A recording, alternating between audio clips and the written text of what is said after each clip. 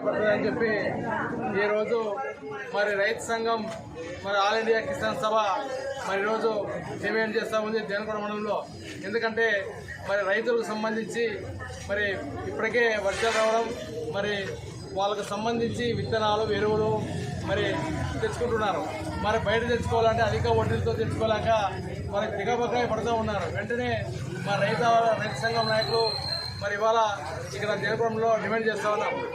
మరి కమిటీలో పోతే వాళ్ళు అధిక వడ్డీ వేస్తూ ఉన్నారు, పంట పట్టుకుంటున్నారు. అందుకోసమే రైతులకు తక్షణమే మరి రైతులకు ఇవ్వాలని చెప్పి మరి డిమాండ్ చేస్తామని, మరి రైతులు కూడా మరి కరువు ప్రకటించిన తర్వాత మరి రుణాలు చేసినప్పుడు రుణమాఫీ కింద వాళ్ళు ఇన్సూరెన్స్ రాయాలా, ఆ ఇన్సూరెన్స్ రాస్తే రైతుకు ఉపయోగపడుతుంది అని చెప్పి మేము తెలియజేస్తూ ఉన్నాం. అదేవిధంగా మరి ఎకరాకు 30,000 రూపాయలు ఇన్సూరెన్స్ వచ్చేటట్లా మరి బ్యాంకు వారు మరి నమోదు చేసుకోవాలని చెప్పి మేము ఈ కార్యక్రమంగా డిమాండ్ చేస్తూ ఉన్నాం.